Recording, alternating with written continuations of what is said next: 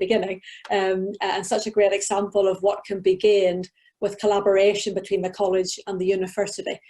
So really, really wonderful to hear about that, and I'm sure there'll be quite a lot of questions coming through for the discussion period.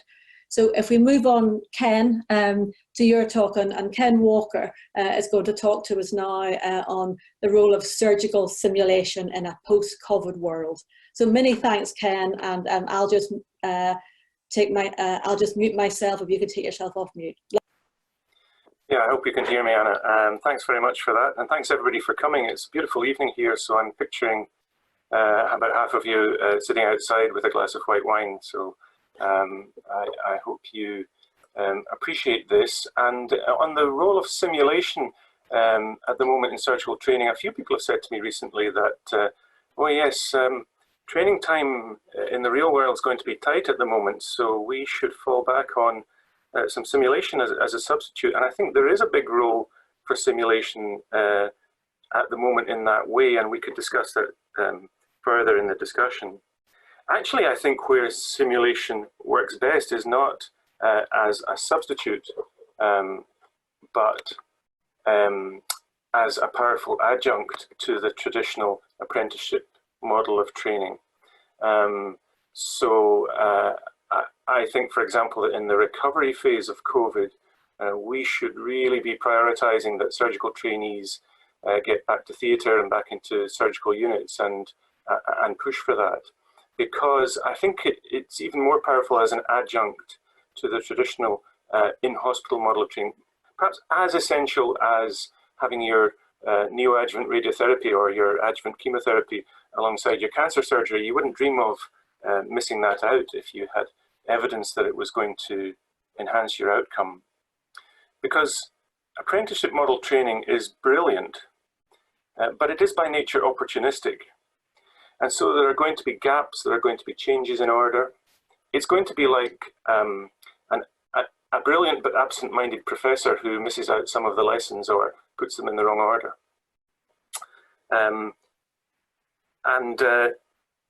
Those gaps may include some of the secrets of surgery that we have to perhaps learn the hard way, perhaps at our patient's expense.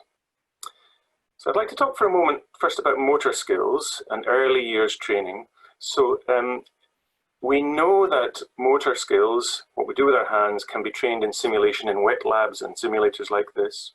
We even understand the stages that you have to go through. And we know that if you come to the live operating theatre, that very precious resource of time in the live operating theatre, and the skills are not yet automated, then most of your cognitive bandwidth will be taken up with that motor skill, and you have very little spare attention for the higher cognitive functions of the operation, like the non-technical skills. So I hope you'll accept that it's a no-brainer that we should be pre-training in motor skills, especially when operating time is tight. And then if we think about further down into our apprenticeship training, and further up, I should say, into the senior years, we can be adding specialist skills. For example, in this cadaveric facility here, which is part of Vanessa's centre, where they're learning laparoscopic colorectal surgery or ENT, temporal bone surgery here. And there are many other examples of the kind of technologies that are developing in this field. And of course, it's thanks to Steve and Rona Flynn and others that we now understand in a lot of detail how it is that we're at least as dependent, probably more dependent on our social and cognitive and social skills as on our technical skills when it comes to mass producing surgery safely. And if you didn't get to Steve's recent webinar or Rona Flynn's or Martin Bromley's, then I recommend you look them up in the archives. Because they've given us so much understanding in these domains of situation awareness and decision making, communication and teamwork. But more than the understanding, I think what Steve's given us is the language, the framework with which to discuss these skills and behaviours objectively. And that's absolutely critical for simulation and particularly for debrief, whether it's a complex team training simulation like here or a more basic tabletop exercise and phone call exercise like this. And you may be becoming more familiar with these kind of exercises as your hospitals were preparing for COVID. So there's all these opportunities in simulation, but what's the situation across the UK at the moment? I think the situation is that there is often good quality simulation available, but perhaps patchy. It's mainly in courses. It's often optional with the exception of a few mandatory courses, and by and large paid for by the trainee, or at least it rapidly exceeds their £500 a year study leave budget. And I just think that's wrong, actually.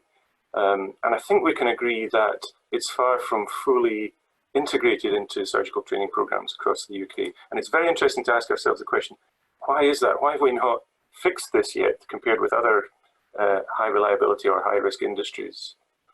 Could it be that we haven't got the evidence? Well, no, I think even these systematic reviews are now starting to look quite old. And I like to quote Jean Kerr from Dundee, who observed that there is no other high reliability profession which has waited for such evidence before adopting simulation.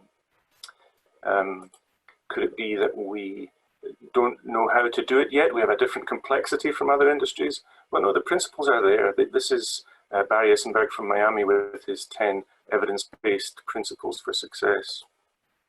Is it lack of facility? No, we've plenty of facility, believe me. Money, well, this could be a factor, and there are published simulation-rich programs which look expensive, but if you look closely, the main expense is not actually in the simulation. And I'd like to show you briefly before I close a simulation strategy that we've been piloting in core training, which comes in at about £2,000 a head per year, which we think is pretty good value. Is it because it's not mandatory? We could have a whole discussion around that in discussion if you like. Or is it actually because we don't have the detailed longitudinal strategies in place? And I think this might be where we've been getting held up, because here's another one of Barry Essenberg's formulae for success, evidence-based formulae. We have the facility, we're getting there with trained faculty, but we haven't so far really had that curricular institutionalization that he talks about. That's why in the Scottish Surgical Simulation Collaborative, where the Edinburgh College collaborated with Glasgow College and with NES, we've been in the business of working with willing programs to develop strategies. And the one for core surgical training, the first 2 years, when the Improving Surgical Training pilot came along, many of you are familiar with this, which is a pilot across the UK trying to address certain problems or issues in core surgical training. When that came along, the Scottish pilot chose to adopt this simulation strategy, and the Scottish government generously funded it. So that doesn't often happen in a career, so that was a great opportunity. Here are the two TPDs, Satish Yalamarty and Mark Vela. And this is what is in the strategy. The trainees get 2 courses in the first year, a boot camp and a critical care course. We'll tell you about these. In the monthly training days, we've been weaving increasing amounts of simulation into those. A take-home practice component, which we think is important. And we've been promoting some local skills clubs, although these are not universal. And in CT2, a similar looking approach, but with different courses.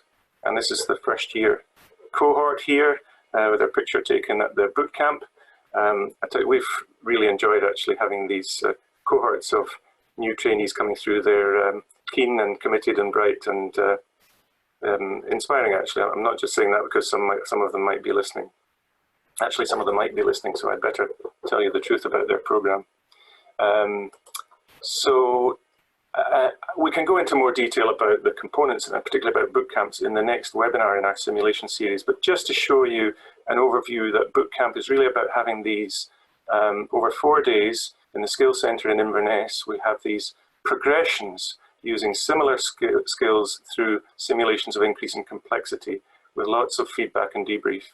So in technical skills, you can see the progression here through different kinds of anastomosis and laparoscopy, which then launches them into the rest of the 2-year program. And similarly, in the non-technical skills, after a classroom session, they're practicing these skills in phone calls, in quite a complex ward round with volunteer patients. Here's Ian Thomas, who did a lot of the work developing this. Bit naughty of us, Steve, to use your taxonomy in a ward round situation rather than an OR. Maybe you can comment on that. And then some challenging communication skills situations with an actor. And that's allied to some other sessions which I've called community of practice here, which deal with issues like managing complications, implications of those on patients and on surgeon, a journal club, operation of some other sessions. And there's been a big team, a faculty team that have put this together, and the faculty leads, Morag Hogg and Angus Watson and myself have, and a huge list, too many to mention, they've done very well, and they get feedback like this, and we're very grateful. In the monthly training days, similarly, there was an existing monthly teaching program, and the faculty of those have been very good at weaving in increasing simulation components, and there have been some novel components all day training days. For example, this stoma training day, which Angus MacDonald and colleagues from Lanarkshire have developed, or this is the adapted from the icons and shared decision-making course of the Edinburgh College, Janet Wilson and colleagues, which is fantastic. We put that in at CT2.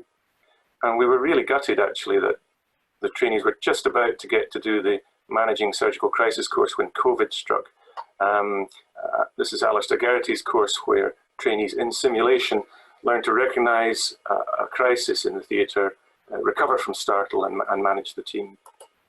And there's a final course here run by Graham Mackay and colleagues in the Glasgow College, which is a cadaveric course in their facility, bringing together component skills into whole operations, and that gets great feedback too.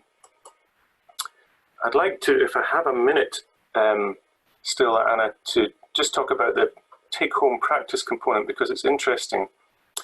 We wanted trainees to be able to practice at home in the same way that musicians or tennis players would.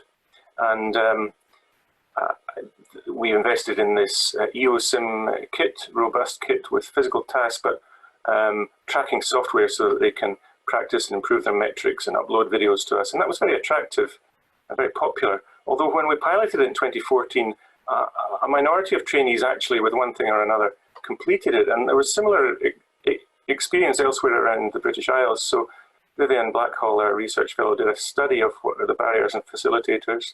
And there were a whole load of system things which we were able to improve on. And the first year's IST cohort has done very well, actually, almost all completing it.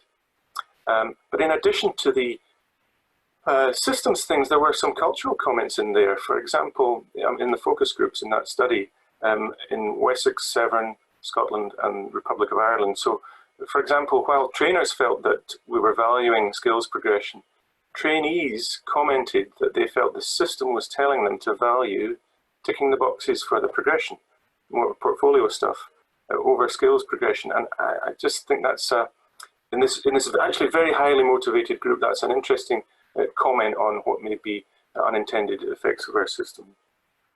Okay, I need to wind up, so let me just give you my reflections. I've given you that example because I wanted to show that actually all of this is pretty much deliverable during the next phase of COVID pandemic.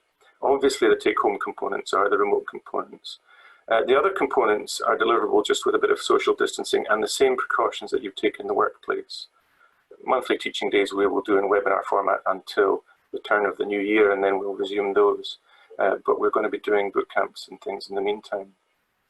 Another reflection, we've learned a lot about simulation theory and particularly about debrief in the meantime, but it's not really about the simulation, of course, it's about the learning, and it's been great to be part of the kind of light bulb moments for trainees, many of which are about approach and attitude as much as skills, which has been very reassuring for trainees like these ones, these quotes in green.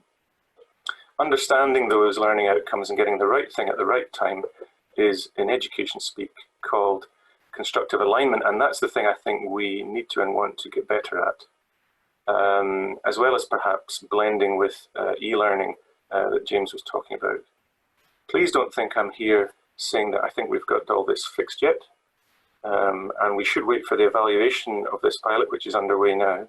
But I can tell you that this is deliverable for about £2,000 a head, and we even have some projections, some estimates. I was going to say back of a fag packet estimates, but actually it was a Scottish Government health economist, so it probably wasn't a fag packet, but we do have some estimates of potential savings, and we think that this program probably more than pays for itself.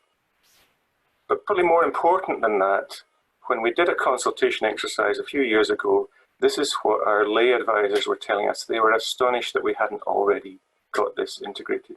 And I feel that I can look them a little bit more in the eye now than I could a couple of years ago. But I'd be able to look them in the eye a lot more if we start to roll this beyond a pilot, and we start to see that longitudinal strategy and lots of training programs, COVID or no COVID. So thanks very much. A little bit of bedtime reading from the papers from the bootcamp group if you're interested there. Thank you.